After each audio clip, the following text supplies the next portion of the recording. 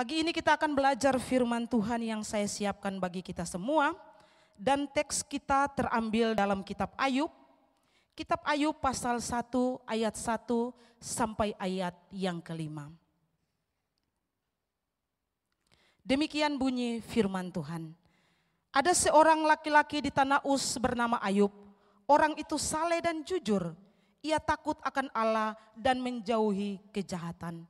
Ia mendapat 7 anak laki-laki dan 3 anak perempuan. Ia memiliki 7.000 ekor kambing domba, 3.000 ekor unta, 500 pasang lembu, 500 keledai betina, dan budak-budak dalam jumlah yang sangat besar. Sehingga orang itu adalah yang terkaya dari semua orang di sebelah timur. Anak-anaknya yang laki-laki biasanya mengadakan pesta di rumah mereka masing-masing menurut giliran, dan ketiga saudara perempuan mereka diundang untuk makan dan minum bersama-sama mereka. Setiap kali apabila hari-hari pesta berlalu, Ayub memanggil mereka dan menguduskan mereka. Keesokan harinya pagi-pagi bangunlah Ayub. Ia mempersembahkan korban bakaran sebanyak jumlah mereka sekalian. Sebab pikirnya, mungkin anak-anakku sudah berbuat dosa dan telah mengutuki Allah dalam hati. Demikianlah dilakukan Ayub senantiasa. Dari teks ini kita akan belajar di bawah tema ketekunan Ayub. Tema kita yang mendasari teks ini yakni ketekunan Ayub. Bapak, Mama, saudara sekalian yang terkasih dalam Tuhan Yesus Kristus. Mungkin teks ini sudah tidak asing lagi bagi kita, atau teks ini sudah biasa kita dengar beberapa kali dari mimbar ini juga mengkhotbahkan tentang kisah Ayub ini. Tapi saya pikir ini adalah firman Tuhan. Itulah sebabnya ada banyak hal-hal rohani, ada prinsip-prinsip rohani yang bisa kita belajar melalui kehidupan Ayub ini. Kita melihat bagaimana Ayub pernah mengalami masa-masa jaya di dalam hidupnya. Ayub pernah mengalami masa-masa di mana dia hidup berkelimpahan.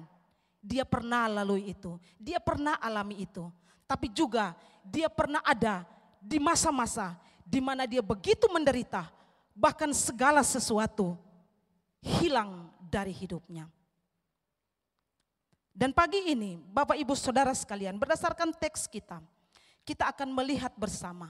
Saya rindu untuk membagikan firman Tuhan dari teks Ayub ini. Ada beberapa hal yang bisa kita pelajari dari kisah Ayub.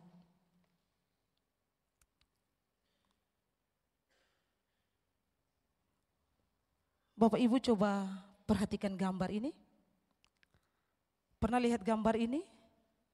Kalau biasa sering melihat grup Victor Lerik, tidak asing gambar ini.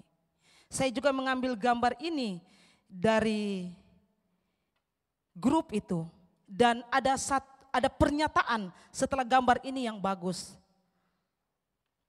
Slide. Ini kutipan dari Primus Kapitan, dia berkata begini. Berapakah nilai kekayaan Ayub jika dirupiahkan? 7.000 ekor domba sama dengan 21 miliar rupiah jika dirupiahkan. 3.000 ekor unta sama dengan 45 miliar rupiah. 1.000 ekor lembu sama dengan 10 miliar rupiah. 500 keledai betina sama dengan 4 miliar. Ditambah budak-budaknya, kekayaan Ayub hampir mencapai 100 miliar rupiah. Apa saja pencobaan-pencobaan yang dialami Ayub? Semua harta miliknya habis dan tidak ada yang tersisa. Ke-10 anaknya semua mati. Orang-orang Seba menyerang para penjaga, lalu mencuri dan merampas lembu dan keledai-keledai milik Ayub. Petir menyambar dan membuat kebakaran hebat yang membuat semua domba dan penjaga-penjaga mati. Orang-orang Kasdim menyerbu dan merampas unta-unta Ayub. Semua penjaga-penjaga dibunuh. Ketika sedang berpesta, angin ribut bertiup dan merobohkan rumah anak-anaknya dan semuanya mati. Beratkah bebanmu jika dibandingkan dengan Ayub? Ayub pun masih bisa berkata, apakah kita mau menerima yang baik dari Allah, tetapi tidak mau menerima yang buruk? Kalau di antara kita yang mengalami begini, istilah orang Kupang, sonde mati na gila. Ada yang pernah mengalami seperti Ayub? Atau yang rencana atau kepingin seperti Ayub? Bukan kepingin menderitanya, kepingin banyak hartanya Bapak Ibu. Ya pastilah kita semua pengen seperti Ayub, tapi yang kaya, versi kayanya, bukan yang miskin ya. Mari kita lihat kehidupan Ayub.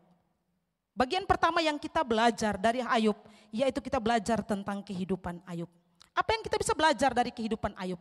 Pertama yang kita bisa belajar yakni pribadi Ayub.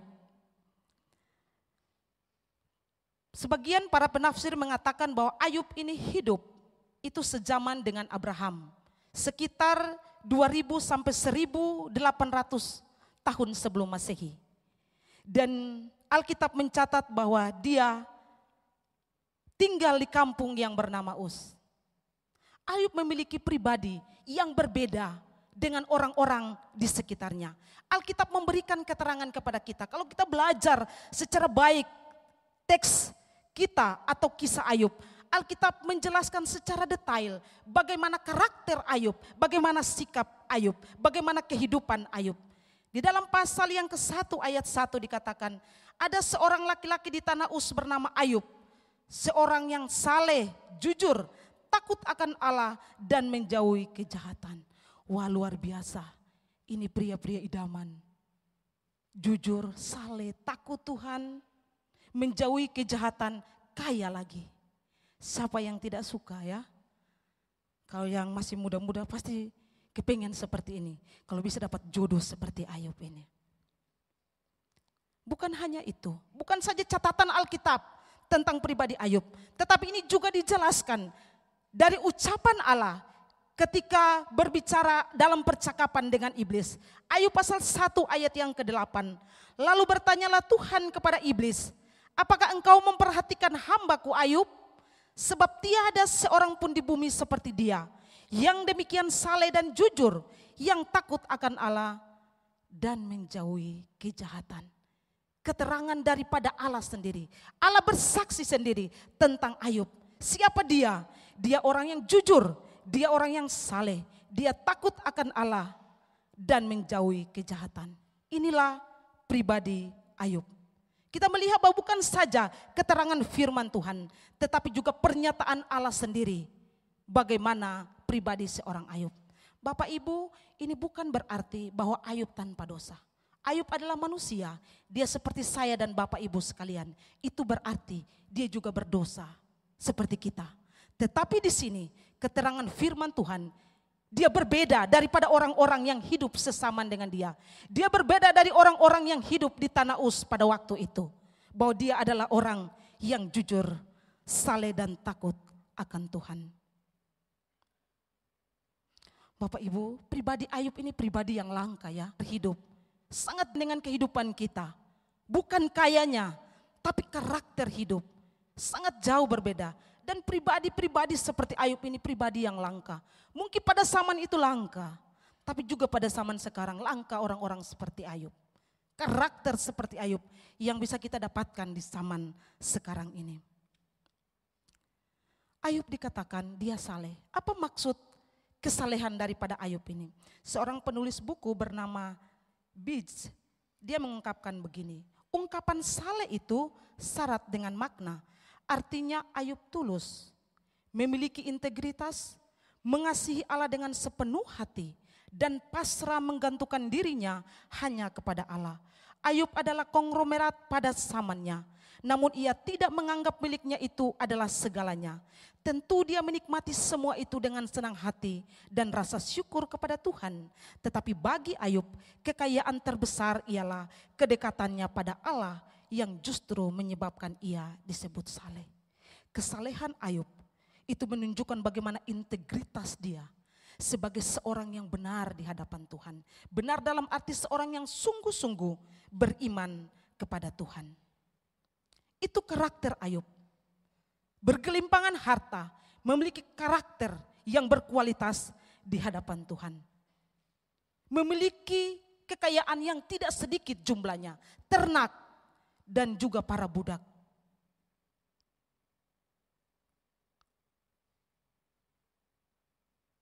Seperti keterangan di dalam Ayub pasal 1 ayat 3 yang juga tadi dikutip oleh seorang yang bernama Primus yang di awal saya sudah sampaikan. Berapa banyak, berapa jumlah?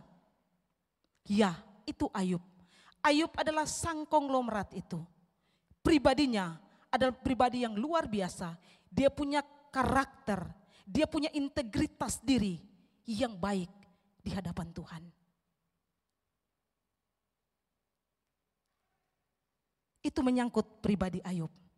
Yang kedua yang kita bisa lihat, apalagi dari kehidupan Ayub yang bisa kita lihat.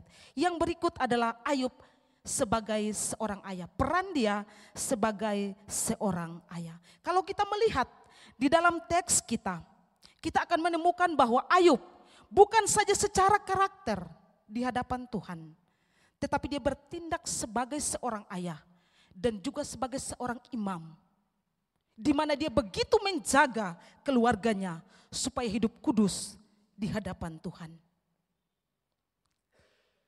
Teks kita di dalam pasal 1 ayat yang kelima. Setiap kali apabila hari-hari pesta telah berlalu, Ayub memanggil mereka, menguduskan mereka, mempersembahkan korban bakaran sejumlah mereka, sebab pikirnya mungkin anak-anak sudah berbuat dosa, mereka telah mengutuki Allah. Dan bagian terakhir yang saya garis bawahi dikatakan demikianlah dilakukan Ayub senantiasa. Bapak Ibu, ini kita perhatikan, berarti karakter dia sebagai seorang ayah yang dia tunjukkan kepada anak-anak dan keluarganya.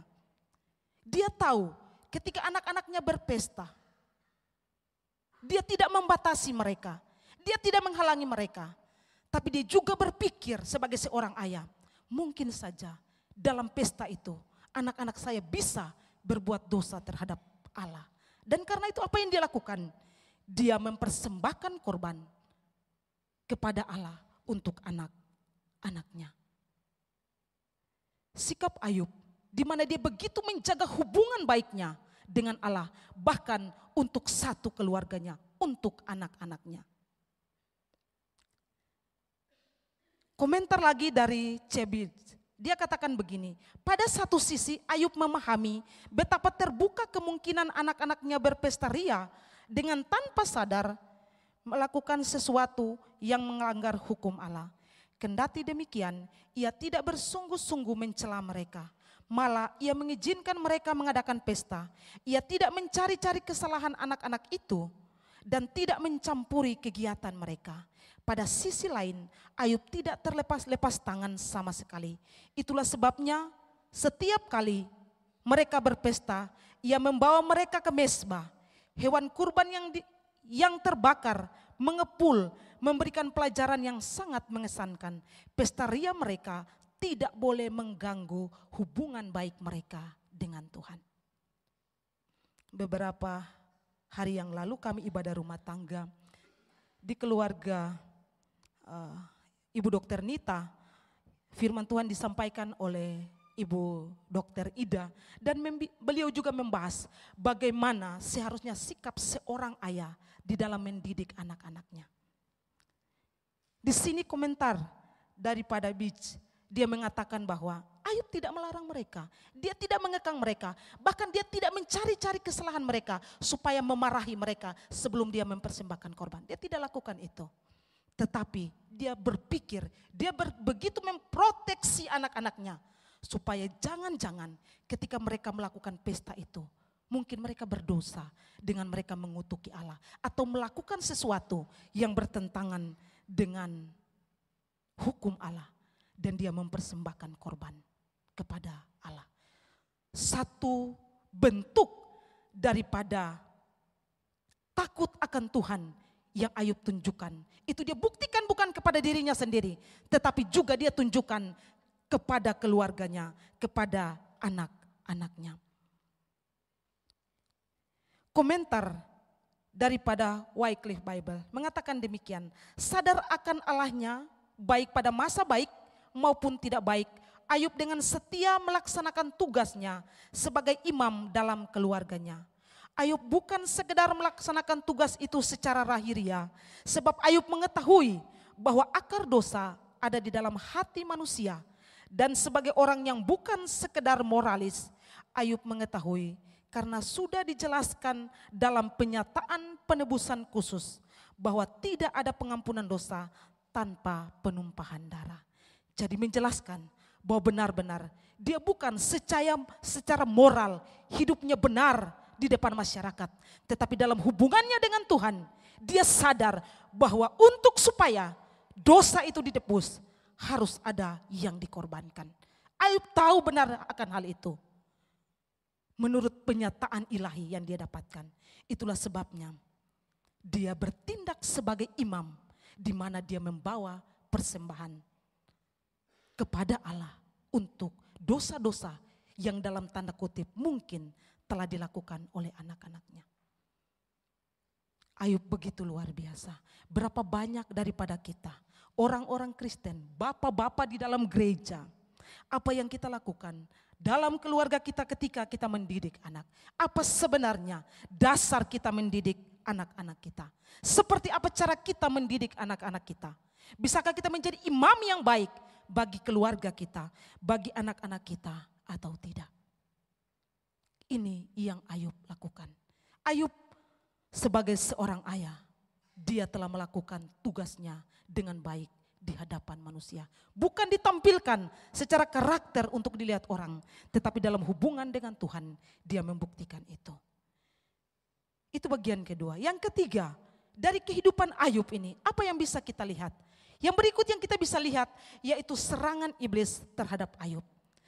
Bapak Ibu Saudara sekalian, yang terkasih dalam Tuhan Yesus Kristus, seperti yang sudah saya katakan di awal, Ayub sang konglomerat yang memiliki harta yang luar biasa banyak. Dia memiliki segala sesuatu, hidup dalam segala sesuatu. Sekarang ada satu titik di mana masa kelam itu ada. Masa kelam itu terjadi di dalam kehidupannya. Masa kelam, hari-hari yang penuh kepahitan, hari-hari yang penuh penderitaan, kini menghampiri dia. Dia yang kuat, dia yang gagah, dia yang penuh kemewahan itu. Kini bukan seperti itu lagi. Dan kita melihat dengan jelas catatan Alkitab, semua itu yang terjadi dalam diri Ayub, yang terjadi atas keluarga Ayub, itu adalah kerja daripada iblis. Tetapi dalam tanda kutip, semua itu atas izin daripada Tuhan.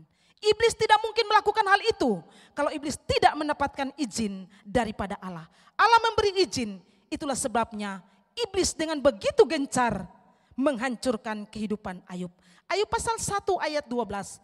Maka firman Tuhan kepada iblis, nah segala yang dipunyainya ada dalam kuasamu. Hanya janganlah engkau mengulurkan tanganmu terhadap dirinya. Kemudian pergilah iblis dari hadapan Tuhan. Dan teks atau cerita selanjutnya kita bisa melihat. Serangan Ayub begitu luar biasa. Serangan Ayub begitu bertubi-tubi dalam kehidupan Ayub. Kalau kita bisa mengkelompokkan penderitaan, tantangan, serangan yang Ayub terima dari iblis, kita bisa lihat secara umum ada 3 serangan daripada iblis. Apa saja? Yang pertama, serangan iblis itu kepada harta kekayaan daripada Ayub. Bukan saja harta, tetapi serangan pertama itu bukan harta secara materi, tetapi juga harta dalam hal ini anak-anaknya. Itu serangan iblis yang pertama. Anak-anaknya mati semua 10 orang, 7 laki-laki dan 3 perempuan. Begitu juga dengan ternaknya. Dan dikatakan bahwa semua itu iblis bekerja di balik orang-orang Seba maupun orang-orang Kasdim. Dan juga api yang turun dari langit. Merupakan cara kerja iblis bagaimana menyerang Ayub. Supaya kalau bisa Ayub mengutuki Allah, meninggalkan Allah, lari dari Allah. Oleh karena kondisi hidup yang berat menimpa dia. Tapi apa yang terjadi?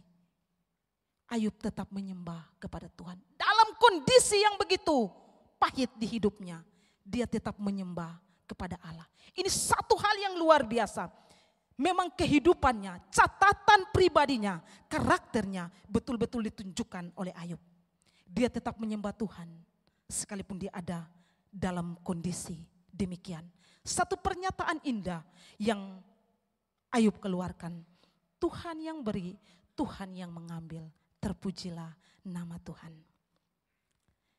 Saudara, kita bisa seperti itu? Fakta menjelaskan bahwa banyak orang ketika ada pada serangan pertama iblis ini, mereka lari meninggalkan Tuhan, mengutuki Tuhan dan lain sebagainya. Tapi tidak dengan Ayub. Ayat yang ke-22 dari pasal 1. Dalam kesemuanya itu Ayub tidak berbuat dosa dan tidak menuduh Allah berbuat yang kurang patut. Kita perhatikan ayat ini, dikatakan ada kata menuduh. Ayat itu menunjukkan, ini berarti bahwa dengan mulutnya Ayub tidak berdosa di hadapan Tuhan. Mengapa di situ ada kata menuduh? Karena kalau kita lihat secara umum, ketika seseorang mengalami satu penderitaan, apa dosa yang paling utama dia bisa lakukan? Menuduh Allah melakukan yang kurang adil terhadap dirinya. Itulah dosa yang banyak kali atau semua kita ketika menghadapi tantangan, pertama kali dosa yang bisa kita lakukan, kita menuduh Allah, menuduh orang lain terhadap apa yang terjadi di dalam hidup kita. Tetapi kita melihat untuk hal itu pun, untuk dosa yang bisa saja Ayub lakukan, firman Tuhan mengatakan dia tidak menuduh Allah sama sekali terhadap apa yang terjadi di hidupnya. Ayub tidak sumpah, Ayub tidak mengutuki Allah, Ayub tidak bersungut-sungut atas apa yang terjadi di hidupnya.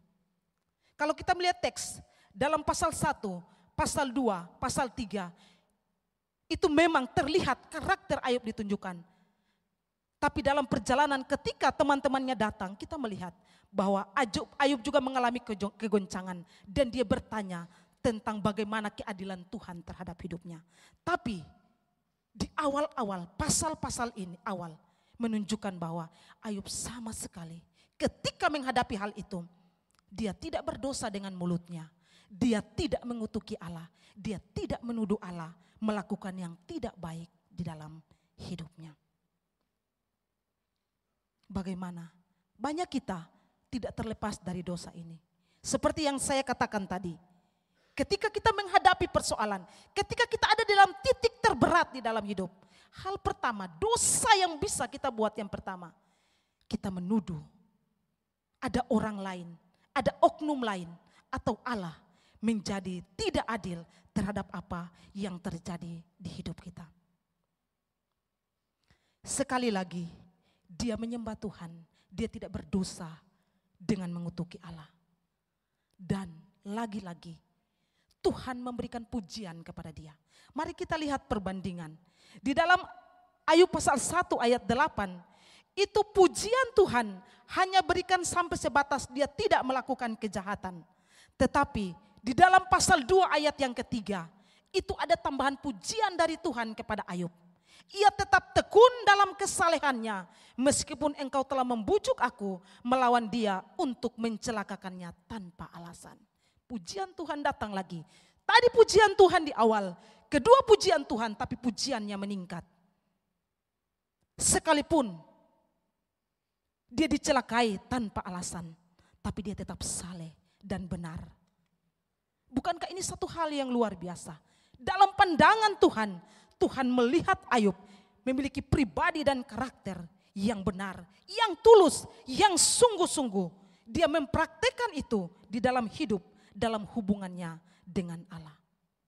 Lalu kita melihat ketika serangan pertama, Ayub tetap teguh berdiri. Dia tidak goyah sama sekali.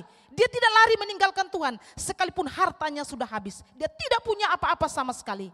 Anak-anaknya tidak ada sama sekali. Dia tidak meninggalkan Tuhan. Iblis patah semangat? Tidak. Iblis kembali menyerang Ayub. Apa yang dia serang?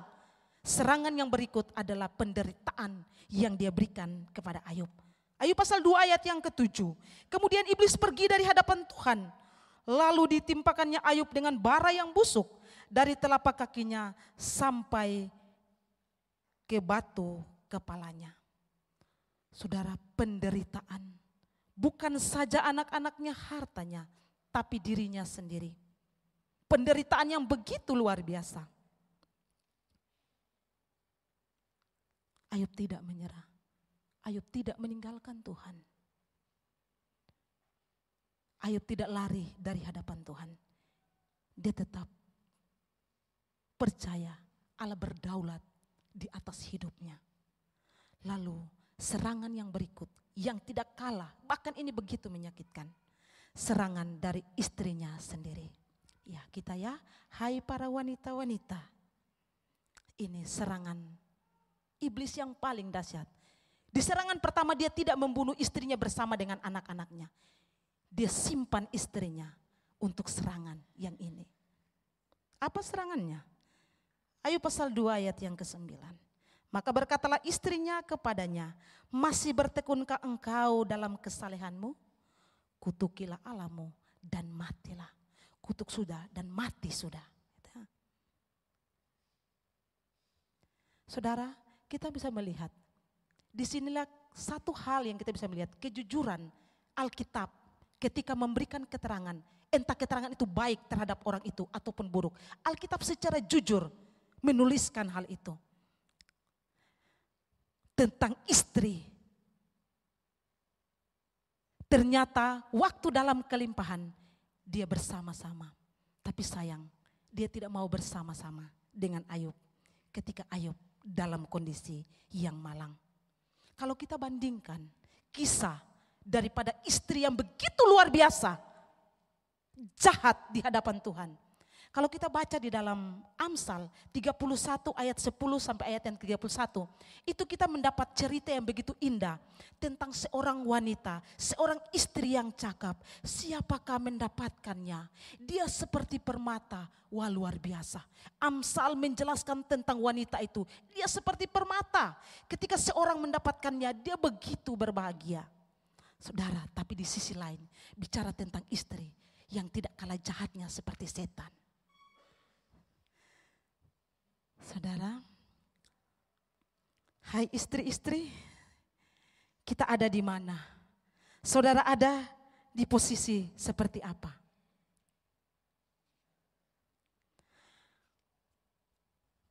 Selama bertahun-tahun dia hidup bersama Ayub. Tapi rupanya dia bukan orang yang mengenal Allah dengan baik melalui Ayub. Dia tidak mengenal Allah. Hubungannya dengan suaminya ternyata bertahun-tahun mereka hidup tidak membuat dia mengenal Allah dengan baik melalui Ayub. Tantangan dan penderitaan ternyata buat dia harus memerintahkan suaminya untuk mengutuki Allah. Semoga kita para wanita di revival kita seperti yang ditulisan Amsal, bukan seperti kisah istri Ayub ya. Semoga saya berharap begitu, saya juga. Kalau kita melihat Bapak Ibu, tantangan Ayub, tantangan yang terberat ketika orang yang dicintainya justru tidak berpihak kepada dia. Sakitnya tuh di sini, ya. Sakit itu di hati. Kenapa? Karena selama bertahun-tahun kita saling mencintai ketika harta itu berlimpah. Tapi cinta itu hilang ketika tidak punya apa-apa. Dan kita melihat orang-orang seperti istri Ayub banyak juga ada di sekitar kita, di gereja kita, di luar sana, di lingkungan kita. Banyak orang yang seperti istri Ayub. Berbagai cara mereka buat untuk menjatuhkan orang lain. Kalau bisa membuat supaya orang lain tidak lagi mengenal Allah. Terlepas dari semua ini saya mau katakan bahwa kita punya gembala Bapak Pendeta Esra. Beliau itu orang yang saya kenal dan saudara tidak sedikit tantangan yang dihadapi. Bahkan oleh perempuan-perempuan, tanda kutip, menyerang luar biasa. Tapi sampai hari ini beliau masih ada, beliau masih berdiri dan tetap semangat memberitakan Injil hingga hari ini. Tantangan tidak sedikit, tapi karena Tuhan menolong, Tuhan memberikan kekuatan kepada hambanya. Dia bertahan untuk semua tantangan itu. Komentar terhadap istri Ayub dari Pupil Commentary berkata begini, Ujian atau pencobaan yang paling dahsyat sering muncul pada saat yang tidak terduga dan dari sudut yang paling tidak diharapkan. Pernah Ayub berpikir istrinya akan seperti orang gila atau setan? Ayub mungkin tidak berpikir sampai situ. Ayub tidak pernah membayangkan, bahkan dia tidak pernah ada di dalam pikirannya istrinya akan seperti itu. Dan itu luar biasa menyakitkan. Apa yang tidak kita harapkan, itu yang terjadi. Itu begitu menyakitkan. Kembali lagi komentar dari pupil. Jelas bahwa pencobaan yang datang melalui seorang yang kita cintai merupakan pencobaan yang paling kuat. Benar atau betul? Ya, pencobaan yang paling kuat ketika datang dari orang-orang yang kita cintai. Mungkin di antara kita mengalami hal demikian. Saya juga. Tapi saya mau katakan bahwa Ayub, serangan ini pun Ayub tetap kuat. Ayub percaya bahwa kedaulatan Allah terhadap hidupnya itu yang dia percayai. Lebih dari segala situasi dan kondisi. Bahkan terhadap istrinya yang tidak lagi menghormati kekudusan Allah. Karena itu, saudara, kita lihat ya bagaimana kisah Ayub dia menghardik istrinya. Dasar kamu perempuan gila. Tegas, kata-kata yang keras. Yang masih orang muda. Saya juga masih muda tapi sudah punya suami. Yang masih orang-orang muda yang mau menikah. Ya pikirkan, Ayub saja yang status istri. Ketika hal yang berkaitan dengan Tuhan. Itu ada keras teguran yang diberikan kepada istrinya. Kalau kita bagaimana? Yang mencari pasangan bagaimana? Ikut sayang sah. Pokoknya ada sayang di mana? Pokoknya sayang buat apa sah? Neo ikut sah. Saudara, kalau dia setan dan dia omong begitu, lebih baik putus. Kalau tidak saudara bisa jadi setan seperti dia. Kalau dia bukan anak-anak Tuhan, ingat bahwa saudara bisa saja meninggalkan Tuhan. Karena orang-orang demikian.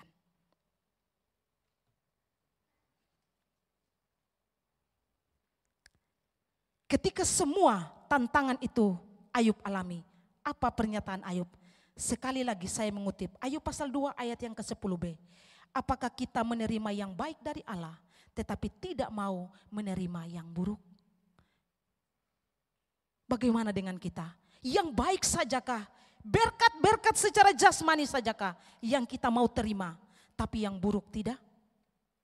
Ayub tidak melakukan semua itu. Dan untuk semua itu dia tidak berdosa kepada Allah. Itu serangan, itu penderitaan, itu masa kelam Ayub yang bisa kita lihat.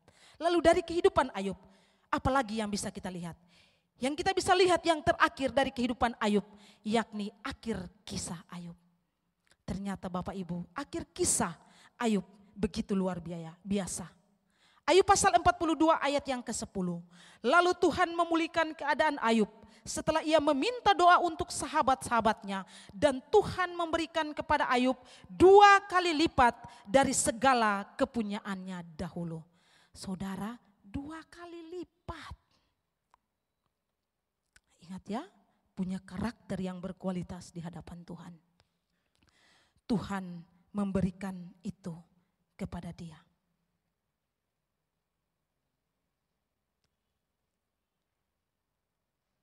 Itu kehidupan Ayub. Kisah Ayub ini oleh beberapa penafsir menganggap bahwa ini hanya cerita rakyat saja yang tidak benar. Tetapi saya mau katakan kepada kita semua, ini kisah yang dicatat dalam Alkitab, itu berarti itu adalah firman Allah. Dan kalau firman Allah, ini adalah kisah yang benar-benar terjadi dalam sejarah yang dicatat oleh Alkitab. Dan ini firman Allah yang harus kita terima. Sekalipun banyak orang berkata, ini bukan cerita firman, tapi kita sebagai orang percaya, ini adalah kisah yang dicatat oleh Alkitab. Mari kita pegang itu sebagai firman Allah yang juga menjadi penuntun dan pedoman bagi kita sebagai orang percaya. Bagian kedua yang kita belajar, adalah apa pelajaran yang bisa kita petik. Kita sudah lihat secara umum bagaimana kehidupan Ayub, bagaimana dia berkelimpangan harta, bagaimana dia dalam kondisi titik di mana dia begitu hancur, luar biasa. Dan bagaimana Tuhan mengangkat kembali dia. Kalau begitu, apa pelajaran yang bisa kita petik untuk kita sebagai orang-orang percaya masa kini, sebagai orang-orang Kristen masa kini, dari kisah Ayub, apa yang bisa kita pelajari? Yang pertama, pelajaran yang bisa kita petik yang pertama, yakni kisah Ayub ini menunjukkan bahwa Allah berdaulat mutlak di dalam hidup manusia. Ya, benar sekali, Allah berdaulat mutlak di dalam hidup setiap kita. Apapun yang terjadi dalam hidup kita, entah itu baik ataupun tidak baik. Sekali lagi saya mau katakan, Allah berdaulat mutlak di dalam hidup kita. Dia mengizinkan segala sesuatu itu terjadi dalam hidup kita. Mari kita melihat atau kita bandingkan dengan bagian firman Tuhan yang lain. Pengkhotbah pasal 7 ayat yang ke-14. Pada hari mujur bergembiralah, tetapi pada hari malang ingatlah bahwa hari malang ini pun dijadikan Allah seperti juga hari mujur, supaya manusia tidak dapat menemukan sesuatu mengenai masa depannya. Hari mujur, hari malang, Allah yang melakukan, yang membuat itu. Yesaya 45 ayat 6b dan ayat yang ke-7. Akulah Tuhan dan tidak ada yang lain, yang menjadikan terang dan menciptakan gelap, yang menjadikan nasib mujur dan menciptakan nasib malang. Akulah Tuhan yang membuat semua itu. Nasib malang terjadi kepada kita, nasib mujur Tuhan yang membuat semua itu. Ratapan pasal 3 ayat 37 dan 38. Siapa berfirman, maka semuanya jadi. Bukankah Tuhan yang memerintahkannya? Bukankah dari mulut yang maha tinggi keluar apa yang buruk dan apa yang baik? Dari mulut yang maha kuasa, yang baik dan yang buruk itu keluar. Amos pasal 3 ayat yang ke-6. Adakah sangkakala ditiup di satu kota dan orang-orang tidak gemetar? Adakah terjadi malapetaka di satu kota dan Tuhan tidak melakukannya? Jawabannya ya, Tuhan melakukannya. Dari ayat ini kita menyimpulkan bahwa Allah berdaulat mutlak. Untuk apa? Untuk hal-hal baik dalam hidup kita. Allah berdaulat mutlak untuk apa? Untuk hal-hal buruk yang juga Dia izinkan terjadi dalam hidup kita. Karena itu, firman Tuhan ini disampaikan kepada kita supaya kita dicerahkan, pemahaman kita bertambah tentang bagaimana kedaulatan Allah. Dan itu memberikan kepada kita hikmat bagaimana kita menyikapi hidup ini. Ketika tantangan, kita tidak melihat dari sudut pandang manusia, tapi kita melihat dari sudut pandang kedaulatan Allah. Sebenarnya apa yang Tuhan mau dan Tuhan izinkan terjadi dalam hidup kita. Ayub melakukan itu. Dia percaya terhadap kedaulatan Allah. Dan Allah menunjukkan kasih di akhir daripada hidupnya. Kalau demikian, nasib malang, nasib mujur. Ada untung, ada rugi, ada masalah. Masalah itu hilang. Semua itu Tuhan izinkan terjadi dalam hidup kita, orang-orang percaya. Supaya kita melihat bagaimana Dia berdaulat di dalam hidup kita. Pelajaran yang kedua yang bisa kita petik, yakni kita tidak boleh cepat menyalahkan Tuhan atas peristiwa buruk yang menimpa kita. Pelajaran kedua yang bisa kita petik dari kisah Ayub, yakni kita jangan cepat, jangan terburu-buru menyalahkan Tuhan atas peristiwa buruk yang terjadi dalam hidup kita. Firman Tuhan, kisah Ayub menunjukkan Ayub tidak berdosa, tidak menyalahkan Tuhan, tidak mengutuk Tuhan atas apa yang dia alami. Kalau begitu bagaimana dengan kita? Kita punya pekerjaan, ada masalah di dalam pekerjaan kita. Kita punya keluarga, ada masalah di dalam keluarga kita. Kita punya hal-hal di hidup kita dan bermasalah dengan hal itu. Apa sikap kita? Ketika masalah itu menghampiri kita, ingat, kalau Ayub bisa melakukan itu, kita sama seperti Ayub. Kalau kita adalah orang percaya sungguh-sungguh, Kita memiliki integritas yang benar di hadapan Tuhan. Kita tidak cepat menyerah dan menyalahkan Tuhan. Utus apa? Untuk apa yang Tuhan lakukan bagi kita? Bapak Ibu, kita punya sejumlah satu masalah. Bahkan sekarang virus corona itu seperti apa ya? Seperti film horor yang kita nonton itu. Oh, begitu menakutkan. Mungkin saja di antara kita, siapa yang tahu itu terjangkit, terkena. Aduh Tuhan, beta dosa apa? Cuci tangan hampir 1 kali 100 kali. Son pernah selaman dengan orang ju. Beta di dalam kamar sah.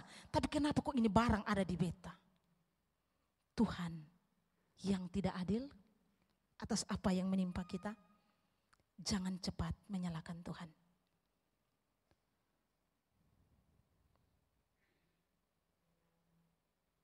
Ayub bukan saja menerima yang baik, tapi dalam pernyataan imannya yang dewasa di hadapan Tuhan.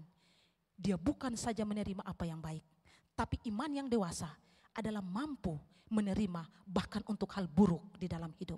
Iman kita adalah iman yang dewasa atau tidak. Kalau iman yang dewasa, iman kita seperti Ayub. Bukan saja hal baik yang kita terima dengan lapang dada, tapi juga hal buruk yang terjadi dalam hidup kita, kita bisa menerima dengan lapang dada. Itulah kualitas iman daripada orang-orang yang dewasa di dalam iman. Kutipan yang bagus daripada Albert Barth. Dia katakan begini, apakah kita akan segera kehilangan semua keyakinan kita kepada dermawan kita yang besar pada saat ia mengambil semua hal-hal yang menyenangkan dan mengunjungi kita dengan kesakitan? Ini merupakan pernyataan kesalehan yang benar. Ia tunduk kepada semua pengaturan Allah tanpa sungut-sungut. Ia menerima berkat dengan syukur. Ia berserah pada waktu bencana-bencana dikirimkan sebagai ganti. Ya, benar sekali. Ayub menerima berkat dengan syukur. Tetapi ketika berkat itu diambil, digantikan dengan bencana, dia tetap berserah kepada Tuhan. Kembali lagi komentar daripada Barnes. Setelah menerima begitu banyak tanda kebaikan dari dia, adalah tidak masuk akal untuk mengeluh pada waktu hal-hal itu diambil kembali. Dan pada waktu ia mengirimkan bencana sebagai gantinya. Benar sekali. Saya pernah waktu masih kuliah mendengar seorang hamba Tuhan, pendeta Gemit. Dia mengatakan bahwa apa yang kita dapatkan harta kekayaan, itu sebenarnya bukan milik kita, itu milik Tuhan. Tuhan berikan kepada kita, kita punya hak untuk pakai saja. Dan itu bukan milik kita. Dan ketika dia mengambil, sebenarnya kita tidak punya hak untuk bersungut-sungut. Sekali lagi, kualitas iman yang dewasa itu menuntun orang sampai kepada ketika dia mengalami yang buruk pun, dia tetap tenang dan tetap berserah kepada Tuhan. Bapak Ibu, berapa banyak dari kita yang punya persoalan? Berapa banyak dari kita yang punya masalah, punya tantangan di dalam hidup? Kalau Ayub bisa melakukan itu, saya percaya sebagai orang percaya kita juga bisa melakukan demikian.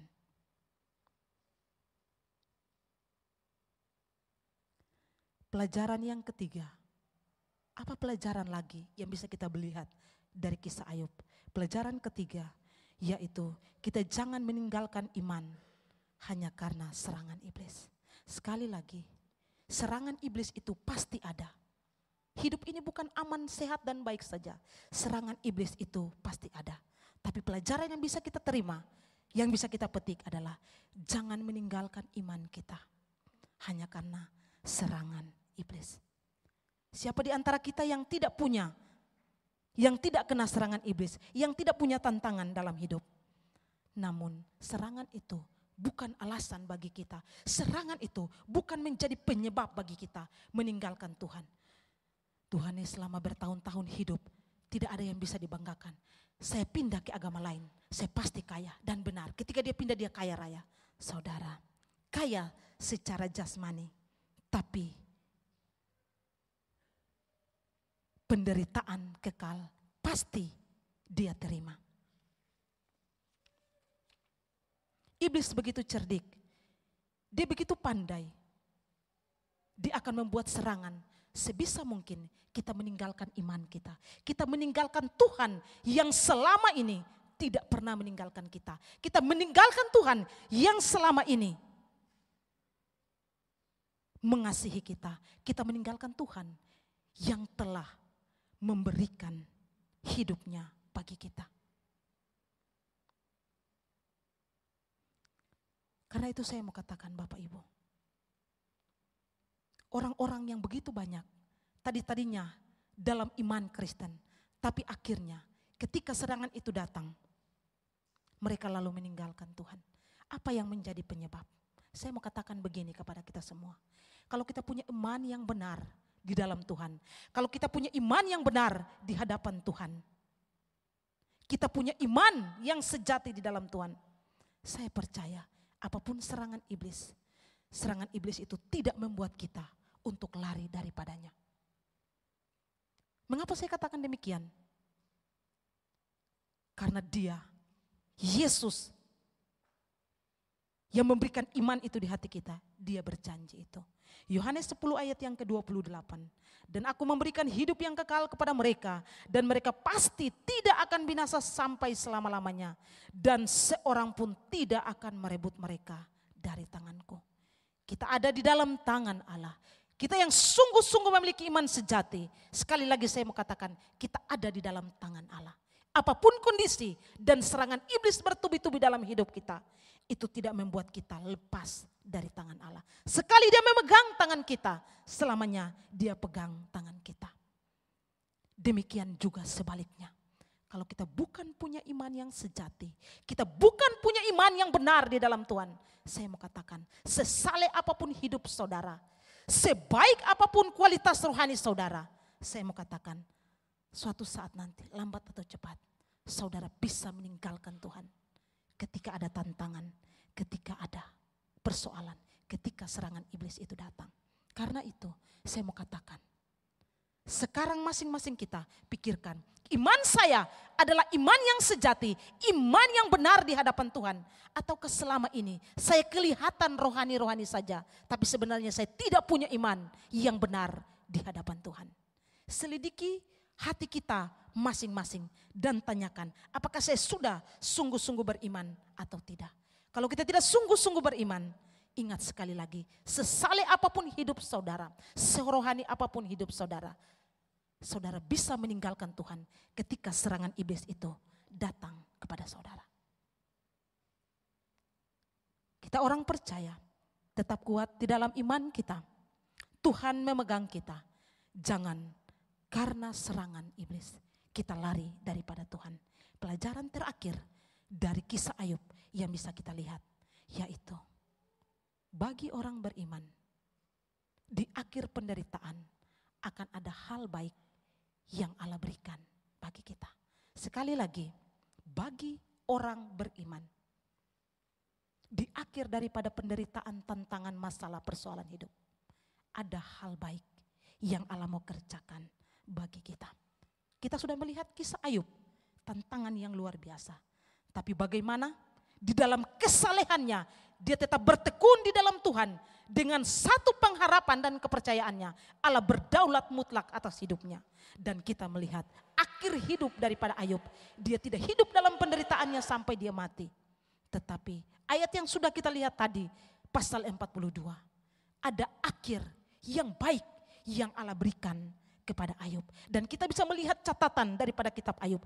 Ayub menikmati itu sampai usia 140 tahun baru dia mati. Bukan ke usia yang panjang, dia menikmati semua itu.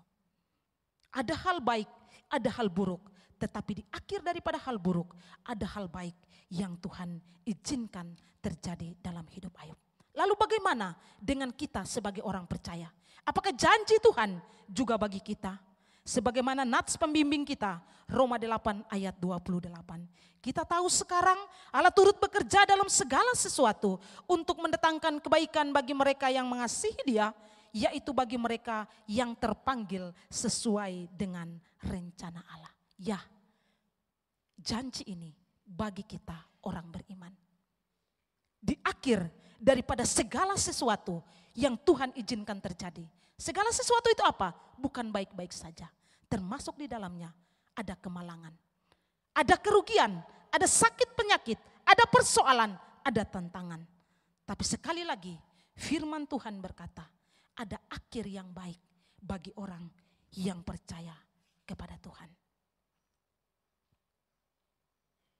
Karena itu, Bapak, Ibu, Saudara sekalian yang terkasih dalam Tuhan Yesus Kristus. Firman Tuhan sudah berjanji kepada kita seperti itu. Maka pertanyaan di akhir daripada khotbah saya, ada pertanyaan penting untuk kita renungkan bersama. Apa pertanyaannya? Dapatkah kita mengasihi Tuhan dengan segenap jiwa dan dengan segenap akal budi, serta bertekun sekalipun kita mengalami penderitaan dan tantangan yang tak terperikan? Mampukah, dapatkah kita melakukan itu? Selamat merenungkan dan selamat mencari jawaban. Biarlah kita boleh menemukan jawaban dan kita tetap memiliki hidup yang bertekun di dalam Tuhan. Tuhan Yesus memberkati kita. Amin.